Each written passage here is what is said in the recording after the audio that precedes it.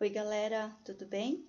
Então eu tô aqui hoje pra gente dar continuidade aos nossos conteúdos de língua portuguesa, tá? Então nós vamos trabalhar com o livro didático, que é a nossa apostila.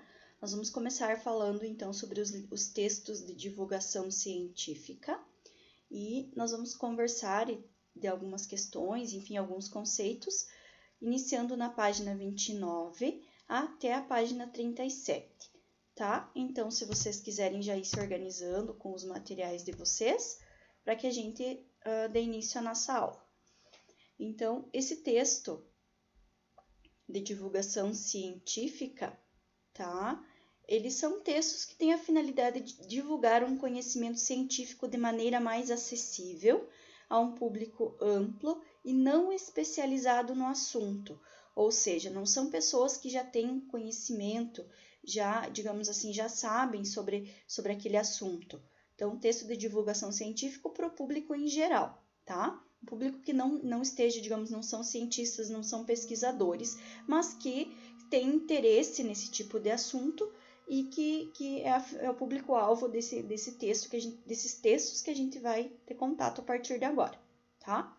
Então, nós vamos ler o título desse texto, a linha fina, a imagem e a legenda que esse texto traz, tá? Então, eu vou rolar um pouquinho a tela aqui para que a gente consiga visualizar esse texto por completo.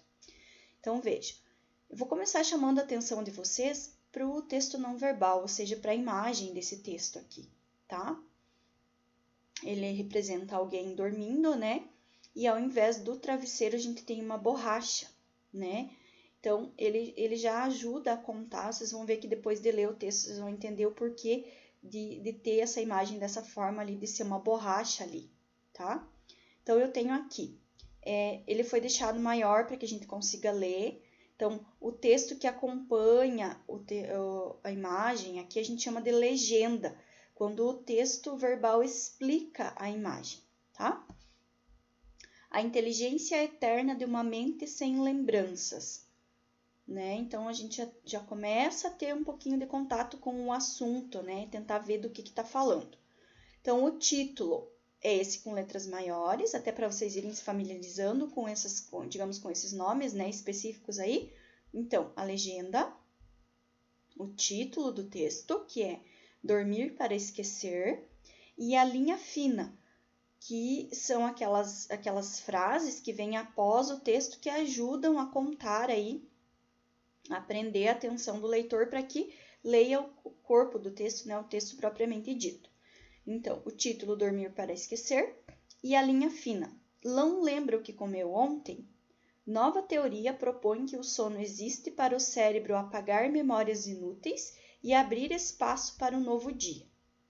Então, esse é o título e a linha fina do texto que a gente vai acompanhar, que vocês vão fazer a leitura. Ele tem algumas perguntas aqui, então, né? Essa primeira, se vocês não acharem por bem responder aqui, acharem que é pouco espaço, podem responder a parte e depois junta na hora de me mandar. Você também faz isso? Ou seja, ele coloca aqui, ó, antes de ler um texto, geralmente os leitores procuram saber qual é o tema e começam a leitura apenas se ou seja, se o tema ou o assunto lhe parecer interessante. Então, a pergunta é, você também faz isso? Ou seja, você também lê, procuram saber qual é o assunto de um texto para daí decidir se vão ou não ler esse texto, tá? Então, esse aqui pode ser respondido à parte no caderno e vocês me mandam junto com a resolução dos exercícios da apostila. Letra B. O título e a linha fina, ou seja, são aquelas frases logo após o título que tem um maior destaque, né? Adiantam para o leitor a descoberta científica que o texto divulga. Então, indique qual é a linha fina desse texto, tá bom? Vocês vão escrever aqui. Aí vocês vão colocar aqui, tem algumas perguntas de interpretação. Eu vou me ater mais, vou explicar de forma mais detalhada para vocês os tópicos que vocês vão precisar para responder, tá? Alguns aqui é só de interpretação, que eu acredito que vocês não vão ter problema aí, tá bom? Então, aqui vocês vão reler a linha fina e assinalar a informação incorreta, ou seja, o que está de errado, o que está falando sobre sobre a linha fina, que não é correto, que está errado, né? Na próxima pergunta, qual é a relação da imagem de uma pessoa dormindo com um travesseiro que tem o formato de uma borracha com o título? Então, já dá para ir entendendo, né? Aqui, ele diz que a legenda da imagem faz a referência a um título, a um filme, tá? Eu até separei aqui o nome do filme para que vocês, se quiserem anotar e procurar ver, se inteirar aí, pesquisar do que fala esse filme, tá? Eu separei aqui para vocês, então, o nome do filme. Então, é ali na letra B, né? A legenda faz referência a um título, certo? É um título de um filme. Então, o nome do filme é Brilho Eterno de uma Mente Sem Lembranças, tá? Se vocês quiserem aí pesquisar sobre o que fala esse filme e por que o filme e o texto estão interligados, qual é o motivo. Então, Brilho Eterno de uma Mente Sem Lembranças, tá? Esse é o nome do filme. Então, aqui vocês têm o texto de divulgação científica que tinha lá na frente, a imagem, a legenda, o título e a linha fina. Então, este daqui é o texto de divulgação científica que vocês vão ler, vão analisar, né, certinho, para responder o restante, né, todo ele aqui, para responder o restante das perguntas aí, tá bom? Então, vamos lá. Ele pergunta se, depois de ler o texto, quanto à finalidade de estudo, enfim, quanto à finalidade de estudo, levantadas pela análise do título, da linha fina, da imagem, da legenda, ou seja, depois que você leu tudo isso, depois que você leu o texto, essas expectativas que elas foram criadas com a leitura do título, da legenda, da linha fina, elas foram confirmadas após a leitura do texto? Se sim ou não e por quê, tá? Tem uma frase inicial aqui para que vocês leiam, tá? Aí ele vai falar que o sujeito da forma verbal descobriram, identifica quem são os autores da pesquisa. Então, vocês vão ter que voltar lá no texto e colocar aqui quem é o sujeito da forma verbal descobriram e qual é o núcleo desse sujeito, tá? Qual é o sintagma que tem função de núcleo e qual é o núcleo do sujeito que faz referência a esse verbo descobrir, ou seja, quem descobriram, o sujeito e o núcleo, tá? E também, por que foi colocado lá no texto a expressão com o nome da Universidade de Wisconsin-Madison? Por que o autor do texto oferece essa informação ao leitor? Qual que é a finalidade dele colocar que os pesquisadores são dessa universidade? Aí ele coloca aqui também, o verbo descobriram é transitivo, ou seja, ele precisa de complemento. Qual é o complemento desse verbo? Ou seja, descobriram o quê? Tá? Aqui também, antes de continuar, ele fala um pouquinho sobre a tipologia expositiva. Nós trabalhamos com o cartaz, onde a tipologia era injuntiva, convencimento. Agora, no texto de divulgação científica, a tipologia é expositiva. Então, o texto de divulgação científica geralmente é expositivo, ou seja, apresenta informações ao leitor, mostrando e explicando conceitos, fenômenos naturais ou processos tecnológicos. É bem interessante que vocês leiam aqui, a questão da exposição versus opinião. Elas são, digamos assim, bem diferentes e são interessantes para que vocês consigam identificar a diferença entre uma e outra para poder responder aí as questões, para poder entender qual que é a finalidade agora do texto de divulgação científica. Ele não coloca a opinião dos autores, ele só expõe aquilo que está sendo falado, os resultados, a pesquisa, enfim, tá bom? Então, aqui na letra D. O pronome esta tem função coesiva. Sublinhe no fragmento o termo a que esse pronome se refere. Então, lá no fragmento, aqui no número 5, tá? Vamos ver lá. Vamos lá. Tarará. Tá? O pronome esta tem função coesiva, ou seja, ele tem a função de não ficar repetindo. Então, lá no fragmento, esse pronome está se referindo aqui, que já foi dito anteriormente, tá bom? O uso dos dois pontos nesse contexto ocorre antes do quê? Enumeração, citação ou esclarecimento? O que vem depois dos dois pontos nesse contexto, nesse fragmento, tá? Agora ele está falando também do uso das aspas, né? Ó, tem um outro fragmento aqui, ó, percebam que ele tem aspas aqui em alguns trechos, e ele está perguntando assim, o que essas aspas querem dizer?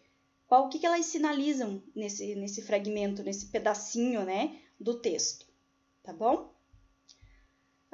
As falas da Chiara Cirelli, que é uma das pesquisadoras, né? Qual que é o objetivo das falas dela nesse fragmento? Então, vocês têm que ver ali e colocar a alternativa correta. O que significa, né, de acordo com o que ela fala? Acordados somos escravos do aqui e agora. Então, o que significa isso de acordo com aquilo que ela fala no texto, tá bom? Então, uma das alternativas também é a correta. Considerando a primeira frase do fragmento e a forma verbal diz. Então, qual é o sujeito da primeira frase e do verbo diz? Então, qual é o sujeito? Vocês vão ter que colocar qual é o sujeito aqui e classificar. Sujeito simples, sujeito composto, sujeito indeterminado, sujeito oculto. Também, vocês vão colocar qual é a transitividade, tá? Qual é a transitividade desse verbo? Se ele precisa ou se ele não precisa de complemento. Então, se ele precisa, é verbo transitivo. Se ele não precisa, é verbo intransitivo, tá bom? Em outras falas, Chiara Cirelli emprega um termo técnico da área de ciências, ou seja, que termo técnico é esse que ela utiliza que é próprio da área científica, tá? Vocês vão colocar aqui. Aqui também ele diz, ó, que a presença de elementos didatizantes, isto é, que visam ao ensino, como as definições, os exemplos e as comparações, é uma das características do texto de divulgação científica, tá? Então, além dele ser um texto expositivo, de expor as pesquisas, enfim, quais foram os resultados que eles tiveram, ele também tem como, digamos assim, como a presença de elementos didatizantes tem as características, desculpe. Uma das características do texto é ele apresentar esses termos e explicar como que eles funcionam, como que eles são, tá bom? Vamos então para frente. Olha lá. Na continuação do texto, é descrito o experimento realizado pelo cientista. Sintetize-o, ou seja, fazendo uma paráfrase. Vocês vão fazer o quê? Vocês vão pegar, ler lá com calma e vocês vão fazer sintetizar é diminuir, ou seja, resumir, tá? Sem alterar o sentido original do texto. Segundo o texto, o que significa a sigla SHY ou SHY? O que significa essa sigla segundo o texto? A próxima, os pesquisadores chegaram a alguma conclusão com a pesquisa? Ou não? Se chegaram, se sim ou não, tá? Tem que colocar ali, se eles chegaram a uma conclusão ou não. Próxima. Segundo o texto, é correto afirmar que a pesquisa chegou a uma conclusão definitiva sobre a função biológica do sono? Então, vocês vão achar lá no texto um pedacinho do texto e vão escrever aqui justificando a resposta, se eles chegaram ou não a uma conclusão definitiva sobre essa função biológica do sono, tá bom? Aqui, vocês vão relacionar essas frases, esses conceitos aqui, como eles sendo definição de termos técnicos, linguagem informal, relação e comparação a fatos do cotidiano ou conversa com o leitor. Então, cada frase se refere a um conceito desse aqui, tá bom? Vamos para a próxima página. Então, aqui vocês também têm outro trecho do texto. Deixa eu voltar um pouquinho, tá? Ele traz para nós, então, a diferenciação entre definição e exemplificação. A definição explica a palavra ou expressão de determinada área científica. Já na exemplificação, apresenta exemplos, geralmente relacionados ao perfil do interlocutor. Nesse caso, ao perfil, ou seja, ao público-alvo que eles estão querendo atingir aí, né? Ou seja, quem está lendo, que ajudam a compreender o fato ou a situação exposta no texto, tá? Então, essa é a diferença entre definição e exemplificação. Quando ele define e quando ele dá exemplos sobre aquilo que ele está falando, tá? Então, vocês têm um trecho aqui do texto que vocês precisam reler. E no texto existem verbos no presente do indicativo. Presente porque fala de algo que está no momento em que está acontecendo no momento da fala. Indicativo está falando dessa ação, essa ação ela é certa, ela não deixa dúvidas. Então, algo que está acontecendo com certeza. Então, não deixa dúvidas ao leitor de que está acontecendo aquilo no momento em que está sendo falado, tá? Para vocês relembrarem aí o que é o presente do indicativo, tá bom?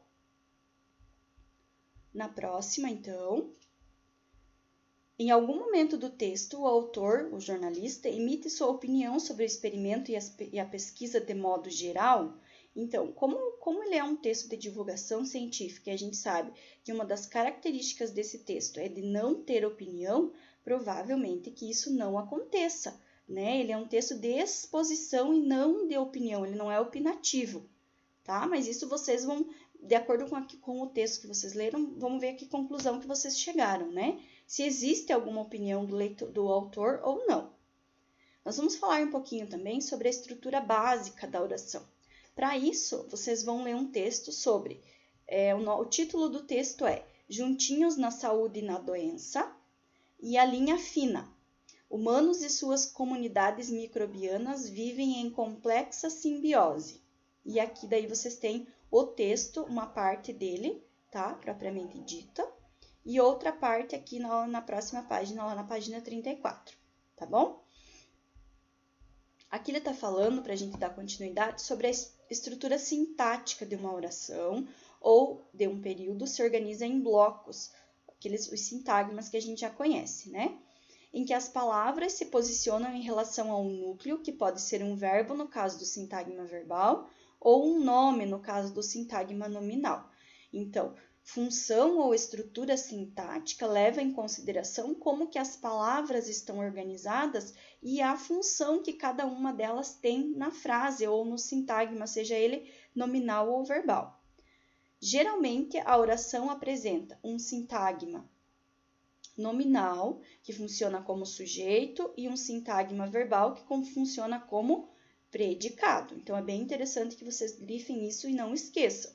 Então, quando eu tenho uma oração, geralmente o sintagma nominal tem a função de sujeito e o sintagma verbal a função de predicado da minha frase com relação à função sintática.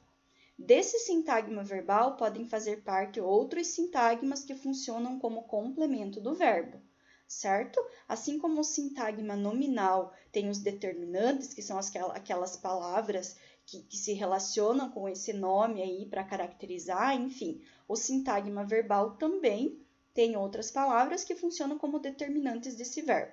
Então, sintagma nominal sujeito, sintagma verbal predicado, tá?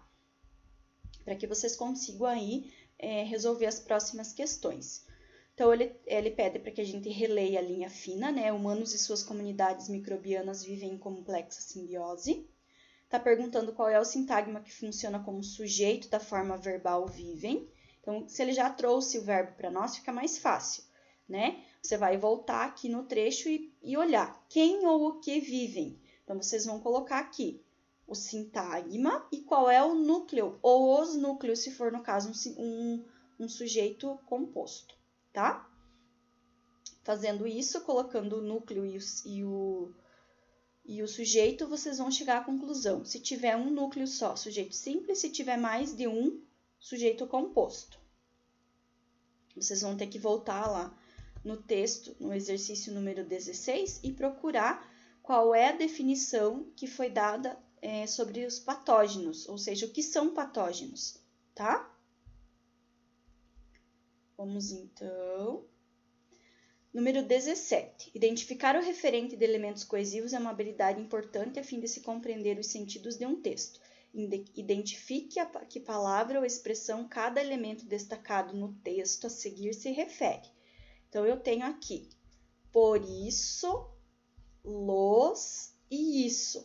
Então, esse por isso aqui, ele está se referindo a que já foi dito anteriormente. Pode ser uma palavra, pode ser uma expressão. Esse los, eliminá-los, ou seja, eliminar a quem? Esse los aqui, ele está ali para não falar de novo uma palavra que já foi dita anteriormente. Que palavra é essa? A palavrinha isso, mas isso está mudando. Isso, o que é esse isso que já foi falado anteriormente? Então, essas palavras, elas têm função de coesão, ou seja, elas têm função para que não seja repetido um mesmo termo várias vezes. Essa é uma das funções delas. Então, ele está pedindo para que vocês identifiquem esses termos que está sendo substituído por esses elementos coesivos, tá? Vamos para a próxima. Qual é a principal informação divulgada pelo texto? Então, eu tenho 3 possibilidades aqui. Qual que é a informação principal que o texto divulga? Então, qual das 3? Uma lá. Vocês vão ler a próxima frase lá no exercício 20, até lá no final. Ó, foi, tá?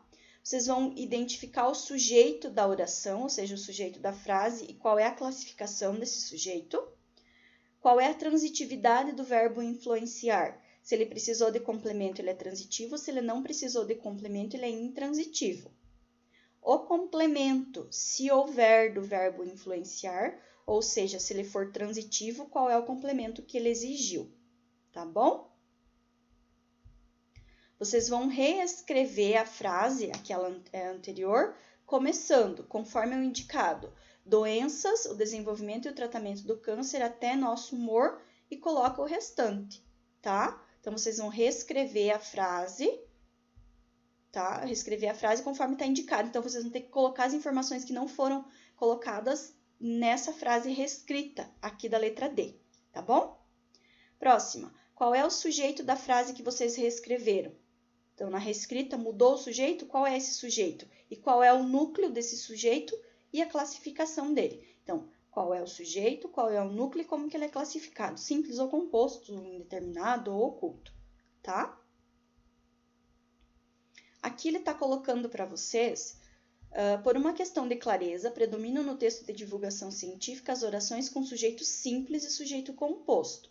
Então, na maioria das vezes, nesses tipos de textos de divulgação, o sujeito vai ser simples ou vai ser composto. Então, ele dá um exemplo disso aqui, para que vocês leiam e percebam o sujeito simples e o sujeito composto, tá bom? Não quer dizer que não possam existir outros tipos de sujeito, mas na maioria das vezes esses dois, tá bom? Nós já vimos, então, sujeito simples e sujeito composto, tá? Então, a gente vai falar um pouquinho agora, nessas próximas 2 páginas aqui, sobre o sujeito oculto e o sujeito indeterminado. Então, vamos lá. Lembrando que o sujeito oculto ele ainda pode ser chamado de sujeito desinencial ou sujeito elíptico, tá? Então, quando vocês ouvirem essas outras classificações aqui, é o mesmo que sujeito oculto. Desinencial, por quê? Porque a gente fala que o sujeito, a gente consegue achar ele, identificar ele pela desinência do verbo, ou seja, pela terminação do verbo a gente consegue identificar. E elíptico, porque ele não aparece, ele não está presente ali no texto, mas pela terminação do verbo também ocorreu uma elipse, ou seja, ele se escondeu atrás, vamos dizer assim, ele se escondeu atrás da terminação do verbo. Mas, digamos, os 2 nomes nada mais querem dizer do que se referir a sujeito oculto, tá? E o sujeito indeterminado que a gente vai ver também. Então, vocês vão ler esse início do texto de divulgação científica, vocês vão grifar lá no texto qual é o sujeito do verbo existiu e do continha. Depois, vocês vão colocar se esses sujeitos desses 2 verbos, eles estão explícitos, ou seja, eles estão escritos, eles aparecem, tá? Está dizendo que não aparecem, mas que a gente consegue identificar quais são eles. Então, quais são esses sujeitos? Pode colocar lá. Do verbo existiu, quem é o sujeito? E do verbo continha, mesmo que ele não esteja escrito, podem colocar ali quais são, tá? Depois vocês vão dizer como que vocês descobriram quem eram esses sujeitos que vocês apontaram. Ele vai falar aqui, ó, sobre o sujeito oculto, tá? Então, a conjugação do verbo é que indica qual é o sujeito no sujeito oculto. Então, penso. Quem penso? Eu. Estavam atrasados. Quem estavam atrasados? Vocês, tá? Eu costumo dizer que o eles aqui se encaixa melhor no sujeito indeterminado. Por isso que eu nem falei ele ali, tá? Eu ainda acredito que ele se encaixa melhor no sujeito indeterminado. Então, vocês têm uma tirinha aqui para ler, em que não aparece, tem os dois tipos de sujeito, né? Então, vocês vão ler e vão dizer de que modo que se cria humor na tira, né? Existe um certo humor, ou a quebra da expectativa. Geralmente, nessas tirinhas, a quebra da expectativa é o que traz o humor na tira. Porque você espera no primeiro, digamos assim, se tiver mais de um quadrinho, né? Nos primeiros quadrinhos ali, cria-se uma expectativa no leitor de algo que parecia óbvio de acontecer e que lá no final existe essa quebra de expectativa, que foi o que aconteceu aqui também. Então, vocês vão ler e vão colocar aqui qual é esse humor ou essa quebra de expectativa que houve nessa tirinha aqui. Ele fala também sobre o sujeito indeterminado. Então, por alguma razão, às vezes o autor não sabe ou escolhe não dizer quem é que faz a ação. Nesse caso, o sujeito é chamado de indeterminado. Ou seja, o próprio nome já diz, a gente não consegue identificar, não consegue determinar. Nesse caso, o verbo do sujeito indeterminado está na terceira pessoa do plural e não consegue se entender pelo contexto quem é que está fazendo essa ação, tá bom? Então, vamos lá para a próxima. Na próxima página, que é a página 37. Vocês vão ler, então, essa fala. Colocaram uma cesta com gatinhos na minha porta. O sujeito está explícito, ou seja, ele está escrito, ele aparece. Em que pessoa e número está conjugado a forma verbal colocaram. Então, pessoa, primeira, segunda ou terceira, e número, singular ou plural. Tá? Então, se ele está na primeira, na segunda ou na terceira pessoa do singular, ou na primeira, na segunda ou na terceira pessoa do plural. Próximo. Nesse caso, o personagem sabe, ou seja, consegue identificar quem deixou os gatos na sua porta? Se sim ou se não, né? Vocês vão responder aí de acordo com o que está escrito ali na tirinha. Então, vocês vão colocar aqui nesse próximo exercício. S para sujeito simples e I para sujeito indeterminado. Então, S se o sujeito for simples na frase e I se o sujeito for indeterminado. Tem uma dica, ó. O fato de o sintagma nominal, que tem função de sujeito, indicar algo indefinido, não pode ser confundido com sujeito indeterminado. Então, gravem isso daqui. O fato do sintagma lá indicar algo indefinido, não, se tiver sujeito escrito, mas esse sujeito for indeterminado, por exemplo, não caracteriza como sujeito indeterminado, tá? Indefinido ali, um homem desconhecido, por exemplo. Um homem desconhecido está batendo a porta. Digamos assim, nós não sabemos quem é esse sujeito pelo contexto, mas tem um sujeito. Quem é o sujeito que está batendo a porta? Um homem desconhecido. Então, aqui existe um sujeito, certo? Então, para a gente não confundir com o sujeito indeterminado. Por último, aqui, vocês têm uma explicação aqui, falando se toda oração tem sujeito. A grande maioria das orações, elas são compostas por sujeito e predicado, mas nem todas as orações têm sujeito, tá? Isso acontece quando o verbo da oração é impessoal, ou seja, quando não há quem ou que realize a ação. Por exemplo, choveu muito ontem, não existe um responsável por essa ação. Quais são os verbos impessoais, ou seja, quais são os verbos em que a oração não vai ter sujeito? Aqueles que indicarem fenômenos da natureza, como chover, nevar, fazer calor, fazer frio, tá? E daí tem um exemplo aqui. Quais são os outros verbos em que também haverá essa falta de sujeito aí, digamos assim? Os verbos fazer e haver, quando eles indicarem tempo passado, tá? Então, gravem isso também. Quando o verbo fazer e o verbo haver indicarem tempo passado, ele não tem sujeito. A cidade do Cabo era aconselhada havia anos a aumentar e diversificar suas reservas hídricas. Ou seja, quem ou o que havia? Não tem, porque ele está indicando o quê? Indica um tempo passado.